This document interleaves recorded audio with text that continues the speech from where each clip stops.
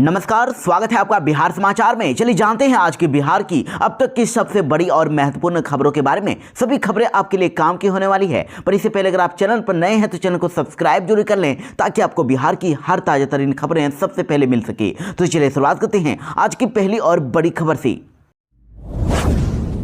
बिहार के गरीब लोगों के लिए बड़ी खबर। पीएम आवास योजना की वेटिंग लिस्ट में शामिल होने का लास्ट डेट अब 31 मार्च तक है। जल्दी से जल्दी इस सर्वे में शामिल होकर अपने नाम को ऐड करवा लें, तभी आपको पीएम आवास योजना का लाभ मिल सकेगा। देखिए, प्रधानमंत्री आवास योजना ग्रामीण के तहत वेटिंग लिस्ट से जो छूट गए जो लाभुक हैं, उनका सर्वेक्षण आवास ऐप प्लस के माध्यम से 10 जनवरी से ही सर्वे चल रहा है और 31 मार्च तक ये चलेगा। इसलिए जो भी पीएम आवास योजना के लाभुकों के वेटिंग लिस्ट में नहीं है, वो अपना नाम ऐड करवा सकते हैं। जिला प्रशासन ने आमजनों से ये अपील भी की है कि कोई भी आपसे घूस मांगता है तो उनके बहकावे में बिल्कुल भी नहीं आए। ये प्रक्रिया बिल्कुल फ्री है और निर्धारित मापदंडों के आधार पर इसमें नाम शामिल किया जाता है। और सर्वे के दौरान अगर आपसे कोई भी घूस मांगता है, अवैध राशि की मांग करता है, तो निगरानी विभाग के टेलीफोन नंबर 0612221534 या फिर टोल फ्री नंबर 1064 या फिर मोबाइल नंबर 7765953261 पर भी शिकायत कर सकते हैं। बिहार सरकार ने बीपीएससी के अभ्यर्थियों के लिए किया बड़ा फैसला। बीपीएससी मेंस की फ्री में होगी तैयारी। जी हां, बीपीएससी 17वीं संयुक्त प्रारंभिक परीक्षा का रिजल्ट आने के बाद अब आयोग ने मेंस परीक्षा की डेट की घोषणा कर दी है और अब इसकी तैयारी को लेकर भी बिहार सरकार ने बड़ी पहल कर दी है। देखिए, अब इस परीक्षा में मेंस पेपर की तैयारी बिहार सरकार फ्री में करवाने जा रही है। इसको लेकर सभी तरह की तैयारी भी अब कर ली गई है। आपको बता दें कि बीपीएससी की 17वीं संयुक्त प्रारंभिक परीक्षा में पास हुए छात्रों को अब मुख्य परीक्षा की बिल्कुल फ्री में तैयारी करवाने का जिम्मेदारी श्रम संसाधन विभाग को दी गई है। इसको लेकर विभाग की तरफ से निर्देश भी जारी कर दिए गए हैं। बताया जा रहा है कि नियोजन भवन के 6ठे मंजिल पर स्थित अवर प्रादेशिक नियोजनालय के करियर इंफॉर्मेशन सेंटर में अभ्यर्थियों की तैयारी करवाई जाएगी और मुख्य परीक्षा की तैयारी कराने वाले अभ्यर्थियों को बीपीएससी परीक्षा पास करके नियोजित पदाधिकारी, सहायक निदेशक, उप निदेशक के पद पर कार्यरत अधिकारी मार्गदर्शन देंगे और तैयारी करवाएंगे होगी। और 23 फरवरी तक मोबाइल नंबर 8825274020 पर संपर्क करके इसके लिए अभ्यर्थी रजिस्ट्रेशन करा सकते हैं। मुख्यमंत्री नीतीश ने किए 30 बड़े ऐलान। पटना वासियों के लिए बड़ी खबर। 20 सड़कों का होगा कायाकल्प, कई पार्किंग बनेंगे, नए एयरपोर्ट की हुई घोषणा। प्रगति यात्रा पर निकले मुख्यमंत्री नीतीश कुमार ने पटना में अपनी यात्रा का समापन कर दिया है और अपनी यात्रा के अंतिम दिन नीतीश कुमार ने पटना के लिए 30 बड़ी घोषणाएं कर दी है। इसमें पटना शहर की सूरत ही बदल जाएगी। देखिए, नीतीश कुमार ने पटना शहर की कई प्रमुख सड़कों का अब कायाकल्प करने के साथ साथ एक और नया एयरपोर्ट बनाने का ऐलान कर दिया है। वहीं कई जगह पर नए पार्क और पार्किंग बनाने की भी घोषणा की है। मुख्यमंत्री नीतीश कुमार ने 1404 करोड़ की योजनाओं की सौगात दी है। देखिए, उन्होंने 845 करोड़ की विकास योजनाओं का उद्घाटन किया, वहीं करीब 560 करोड़ की योजनाओं का शिलान्यास भी किया। लेकिन नीतीश कुमार की प्रगति यात्रा की सबसे अहम बात यह है कि पटना शहर की अब सूरत बदलने वाली है। मुख्यमंत्री ने करीब 20 प्रमुख सड़कों का कायाकल्प करने का अब ऐलान कर दिया है और इन पर ताबड़तोड़ गति से काम शुरू होगा। कैबिनेट की अगली बैठक में इन योजनाओं पर मुहर लगने की भी संभावना है। राजधानी पटना में एक एयरपोर्ट पहले से ही चालू है, वहीं बिहटा में नए एयरपोर्ट का निर्माण शुरू होने वाला है। लेकिन नीतीश कुमार ने ऐलान किया है कि पटना के पास एक और नए एयरपोर्ट का निर्माण कराएंगे। इसके लिए केंद्र सरकार से बात करके पटना शहर के पास एक नए अंतर्राष्ट्रीय ग्रीनफील्ड एयरपोर्ट के निर्माण कराना अब अनुरोध किया जाएगा। वहीं नीतीश कुमार ने यह भी ऐलान किया है कि अब पटना शहर के जितने भी इलाके हैं, सभी में बिजली के तारों को अब अंडरग्राउंड किया जाएगा। वैसे कुछ इलाकों में पहले से ही बिजली के तार को जमीन के नीचे किया जा चुका है, लेकिन पूरे शहरी क्षेत्र में बिजली के तारों को अब चरणबद्ध तरीके से अब जमीन के अंदर कराया जाएगा, अंडरग्राउंड कराया जाएगा।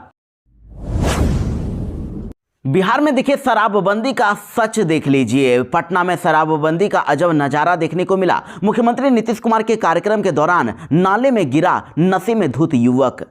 जी हां, मुख्यमंत्री नीतीश कुमार की प्रगति यात्रा के अंतिम दिन पटना में मुख्यमंत्री के कार्यक्रम के दौरान शराबबंदी का अजब ही नजारा देखने को मिली है। मुख्यमंत्री के कार्यक्रम में पहुंचने से ठीक पहले ही शराब के नशे में धुत एक युवक कार्यक्रम स्थल के पास मौजूद नाले में जाकर गिर गया और युवक के नाले में गिरने के बाद तो मौके पर मौजूद पुलिसकर्मियों और अन्य अधिकारियों के हाथ पांव फूलने लगे कि अब आखिर क्या करें तो करें क्या, क्योंकि देखिए बिहार में इस साल के अंत में ही विधानसभा के चुनाव होने वाले हैं और मुख्यमंत्री नीतीश कुमार पहले ही कह चुके थे कि जब तक जनता से किए पुराने वादों को पूरा नहीं कर देते हैं जनता के सामने वोट मांगने नहीं जाएंगे। तो सरकार के द्वारा चलाई जा रही राज्य में कई योजनाओं का हाल जानने के लिए मुख्यमंत्री नीतीश कुमार बीते 23 जनवरी को प्रगति यात्रा की शुरुआत किए थे, जो करीब 1 महीने के बाद कल 21 फरवरी को पटना में खत्म हो गई है। और प्रगति यात्रा के अंतिम दिन ही ये नजारा देखने को मिला है। वैसे आपको बता दें कि आनन फानन में कुछ पुलिसकर्मी नाले के पास पहुंचे और किसी तरह से युवक को नाले से बाहर निकाला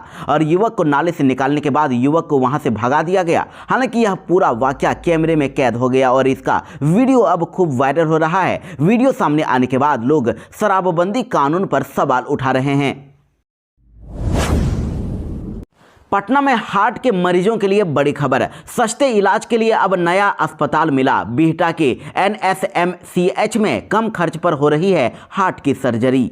जी हार्ट बीमारी से जूझ रहे पटना और आसपास के इलाकों के रोगियों के लिए बड़ी खबर है। न तो उन्हें अब पटना के प्राइवेट अस्पतालों में मोटी रकम चुकाने की जरूरत है और न ही सरकारी अस्पतालों में बदहाल व्यवस्था का सामना करना पड़ेगा। देखिए पटना के पास बिहटा में नेताजी सुभाष मेडिकल कॉलेज अस्पताल में हार्ट की जटिल सर्जरी शुरू हो गई है। इस अस्पताल में 2 जटिल ऑपरेशन हार्ट सर्जरी का किया गया और कम खर्च में मरीजों का नया जीवन दिया गया है। इस संस्थान में अब ओपन हार्ट सर्जरी की सुविधा उपलब्ध हो गई है और इसकी शुरुआत 2 जटिल हार्ट सर्जरी से की गई। दोनों बिल्कुल सक्सेस रहा, दोनों सर्जरी पूरी तरह से सफल रही, जिससे मरीजों को अब नया जीवन मिला है।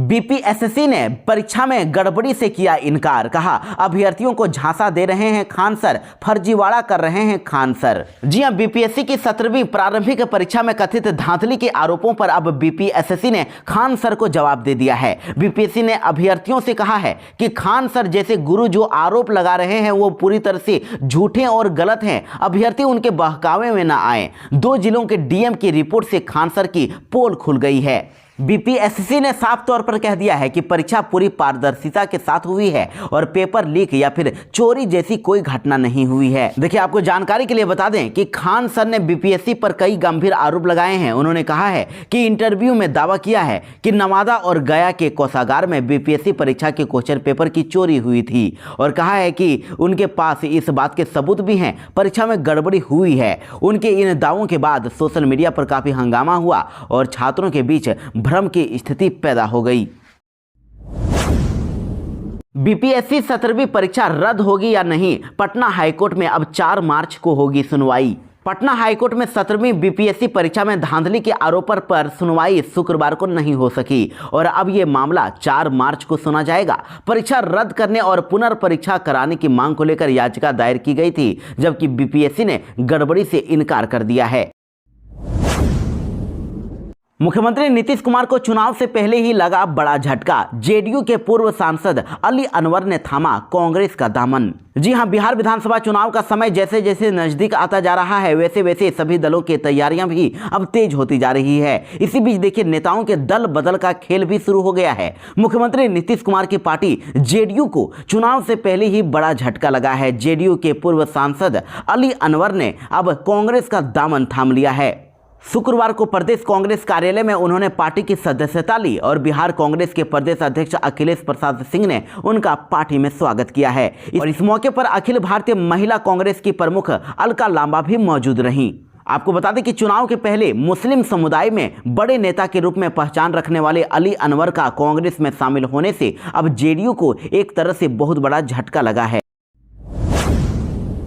बिहार में आज हो सकती है भारी बारिश। बिहार मौसम विभाग ने बिहार के 14 जिलों को जारी किया येलो अलर्ट। बिहार के मौसम में इन दिनों लगातार बदलाव देखा जा रहा है। देखिए हल्के बादलों और पछुआ हवाओं के बीच अब बिहार के कई हिस्सों में बूंदाबूंदी हो रही है और आज तो बिहार के 14 जिलों में वज्रपात के साथ बारिश का अलर्ट जारी किया गया है। मौसम विभाग का कहना है कि अगले 48 घंटों तक बिहार के 14 जिलों में बारिश होने वाली है और ये जिले हैं सुपौल, अररिया, किशनगंज, सहरसा, मधेपुरा, पूर्णिया, खगड़िया, कटिहार, मुंगेर, भागलपुर, जमुई, बांका, नवादा और गया। इन जिलों में आज वज्रपात तो होगी ही, साथ ही इन जिलों में मेघ गर्जन और बारिश की भी संभावना है। तो ऐसे में अब देखिए किसानों को भी काफ़ी नुकसान होने वाला है। अगर ज़्यादा बारिश होती है तो तेज हवा चलेगी और इससे किसानों को बड़ी क्षति हो सकती है। गेहूं की फसल पकने लगी है, अप्रैल से गेहूं की कटाई शुरू हो जाती है। ऐसे में तेज हवा और बारिश के कारण फसल गिर सकता है।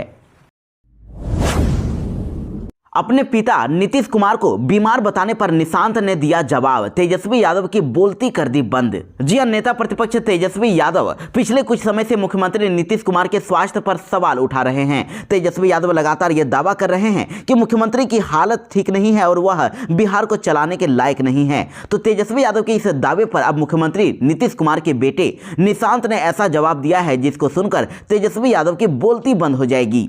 देखिए, मुख्यमंत्री के बेटे निशांत कुमार ने अपने पिताजी को फिर से मुख्यमंत्री बनाने की अपील की है। उन्होंने कहा कि पिताजी विकास का काम जारी रखेंगे, उनका स्वास्थ्य बिल्कुल ठीक है। जनता से फिर से अनुरोध कर रहा हूं, पिताजी ने 19 साल में बतौर मुख्यमंत्री बहुत अच्छा काम किया है, उन्हीं को फिर से चुनिए। जनता के लिए पिताजी बहुत काम करते हैं और जनता को भी उनके बारे में सोचना चाहिए। पिताजी को फिर से लाइए, सरकार बनाइए, विकास का काम होता रहेगा। लेकिन देखिए, अब सवाल ये उठ रहा है कि क्या चुनावी साल में निशांत की सक्रिय राजनीति में एंट्री हो जाएगी? क्या विधानसभा वो चुनाव लड़ेंगे? वैसे नीतीश कुमार की राजनीति परिवारवाद के खिलाफ में रही है, ऐसे में क्या वे बेटे को राजनीति में लाएंगे, ये देखना होगा। देखिए, वहीं तो मुख्यमंत्री नीतीश कुमार के स्वास्थ्य पर विपक्ष लगातार सवाल उठा रहा है, इस पर भी निशांत ने ये जवाब दे दिया है। हालांकि बीते कुछ दिनों से कुर्मी एकता रैली में कुर्मी समाज के लोगों का भी मानना था कि नीतीश कुमार का स्वास्थ्य अब ठीक नहीं रहता है और उनके बेटे अगर राजनीति में आते हैं तो हम लोग बहुत बढ़ चढ़कर उनका स्वागत करेंगे। और बीते दिनों जेडीयू के नेताओं ने भी मांग की थी कि नीतीश कुमार के बेटे निशांत को सक्रिय राजनीति में आना चाहिए, नालंदा के हरनौत से विधानसभा चुनाव लड़ना चाहिए। लेकिन नीतीश कुमार इस पर अब तक कुछ भी खुलकर नहीं बोले हैं। निशांत ने भी इनकार किया था, लेकिन वो आज चुप्पी साध लिए हैं। बिहार में मैट्रिक के छात्र की हत्या पर मचा भारी बवाल, नेशनल हाईवे जाम करके लोगों ने मचाया हंगामा। जी हां, रोहतास के सासाराम में मैट्रिक के एक छात्र की हत्या कर दी गई और जिसके बाद लोगों का गुस्सा भड़क गया। गुस्साए लोगों ने सड़क पर उतरकर खूब हंगामा मचाया है और आक्रोशित लोगों ने तो नेशनल हाईवे को आगजनी करके पुलिस और प्रशासन के खिलाफ जमकर बवाल किया। देखिए, बताया जा रहा है कि सासाराम के संत अन्ना विद्यालय में परीक्षा केंद्र बनाया गया है और इस परीक्षा केंद्र में उत्तर पुस्तिका यानी कि आंसर नहीं दिखाने पर एक छात्रा का दूसरे छात्र से विवाद हो गया था और यह विवाद सड़क पर आ गया और मारपीट और फायरिंग में बदल गई। पुलिस ने इस संबंध में एक बालक को गिरफ्तार कर लिया है, जिसके पास से पिस्तौल भी बरामद हुआ है। मृतक अमित के सहपाठियों ने बताया कि सुमित कुमार नाम का बैचमेट ने इस घटना को अंजाम दिया है। बताया जा रहा है कि सासाराम के धौड़ाल थाना क्षेत्र के ताराचंटी के पास मैट्रिक की परीक्षा देकर ऑटो से अमित कुमार जा रहा था, तभी परीक्षार्थियों के बीच उसकी मारपीट हो गई और इस दौरान फायरिंग भी हुआ। इस फायरिंग में गोली लगने से 16 साल के अमित कुमार नाम के मैट्रिक के परीक्षार्थी की मौत हो गई है, जबकि एक और छात्र संजीत कुमार नाम का एक छात्र घायल हो गया है। बिहार में कांग्रेस ने आरजेडी की बढ़ाई टेंशन, कहा कि कम आंकने की भूल ना करें, 70 सीट तो हम हर हाल में लेंगे। बिहार विधानसभा चुनाव में अभी करीब 9 महीने का वक्त है और सभी पार्टियां अभी से ही तैयारियों में जुट गई है, जहां पार्टी के नेताओं में जातीय गोलबंदी और कार्यकर्ताओं को लुभाने की तैयारी हो रही है। सीटों के तालमेल पर भी अब चर्चा होने लगी है। देखिए, महागठबंधन में ऐसी चर्चा जोरों शोरों से होने लगी है कि इस बार मुकेश सहनी महागठबंधन में ज्यादा सीट लेने का दावा कर सकते हैं। ऐसे में कांग्रेस की सीट में कटौती की जा सकती है। लेकिन इसको लेकर देखिए, अब कांग्रेस के विधायक अजित शर्मा ने अब खुली चेतावनी देते हुए कह दिया है कि कांग्रेस को कम आंकने की भूल ना करें, कोई भी भूल ना करें। 70 से कम सीट लेने का सवाल ही पैदा नहीं होता है। अजित शर्मा ने कहा कि हमारे अध्यक्ष अखिलेश प्रसाद सिंह ने कहा है कि हम लोग 2025 में कम से कम 50 सीट जरूर जीतेंगे और निश्चित तौर पर हम जीतेंगे। हम लोग उनके बात से बिल्कुल सहमत भी हैं। और रही बात महागठबंधन में कितनी सीट मिलेगी, तो पिछली बार हमें 70 सीट मिली थी और उससे कम सीट का कोई गुंजाइश ही नहीं है। बिहार में युवाओं को मिलेगी अब नौकरी ही नौकरी। बिहार में 29 मार्च तक चलेगा रोजगार मेला।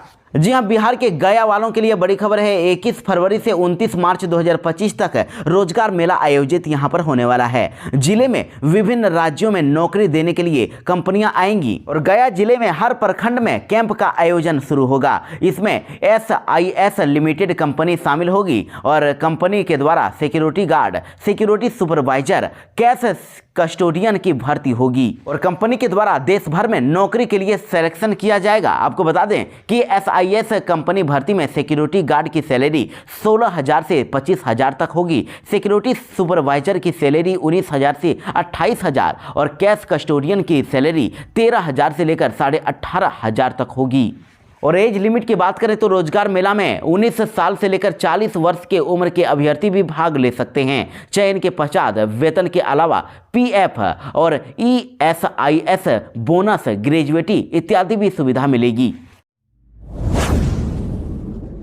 बिहार बोर्ड परीक्षा की कॉपियां और OMR सीट जलकर हुई राख। एग्जाम सेंटर में शॉर्ट सर्किट से लगी आग। जी हां, बिहार में इन दिनों अभी मैट्रिक की परीक्षा चल रही है और बिहार के अंदर अलग अलग जिलों में इसके अलग अलग सेंटर बनाए गए हैं। इसके साथ ही इस परीक्षा को लेकर सुरक्षा के कड़े इंतजाम भी किए गए हैं। लेकिन देखिए, हम आपको एक ऐसी खबर बताने जा रहे हैं जिससे ऐसा हो सकता है कि बिहार बोर्ड इस जगह की परीक्षा वापस से आयोजित करवाए। देखिए, दरअसल बिहार के शेखपुरा के बरबीघा में स्थित आदर्श टाउन हाई स्कूल में बिजली के शॉर्ट सर्किट से भीषण आग लग गई। इस आग के लगने के कारण कार्यालय यानी कि ऑफिस में पूरी तरह से रखा हुआ सामान जल गया। स्कूल में चल रही मैट्रिक परीक्षा की सादी कॉपियां और OMR सीट भी नष्ट हो गई हैं। परीक्षा की उपस्थिति पंजी और साथ ही छात्रों से जुड़े महत्वपूर्ण दस्तावेज भी आग की चपेट में आ गए। तो हो सकता है कि बिहार बोर्ड इस जगह की परीक्षा को फिर से ले सकती है। बिहार में इस जिले में बहुत ही जल्द शुरू होगी हॉट एयर बैलून सेवा। इतने रुपए में मिलेगा रोमांचक अनुभव। जी हां, बिहार में इन दिनों पर्यटन को विकास देने के लिए काफी काम किए जा रहे हैं और बिहार के अब एक जिले में तो हॉट एयर बैलून सेवा की शुरुआत कर दी गई है। देखिए, जानकारी के मुताबिक बिहार के कैमूर की पहाड़ियों और दुर्गावती डैम के मनोरम नजारे आसमान में अब पर्यटक देख सकेंगे। जल्द ही रोहतास जिले के Karamchat eco tourism and adventure hub में हॉट एयर बैलून सेवा शुरू होने जा रही है। इस रोमांचक सफर का ट्रायल सफलतापूर्वक पूरा कर लिया गया है और मुख्यमंत्री नीतीश कुमार ने अपनी प्रगति यात्रा के दौरान इस महत्वाकांक्षी परियोजना का शिलान्यास किया था और जिनकी टोटल लागत 4,973,33,000 रुपए है। और देखिए, बताया जा रहा है कि एक बैलून में 6 लोग ही उड़ान भर सकेंगे, उड़ सकेंगे। हर व्यक्ति के लिए 500 रुपए किराया निर्धारित किया गया है।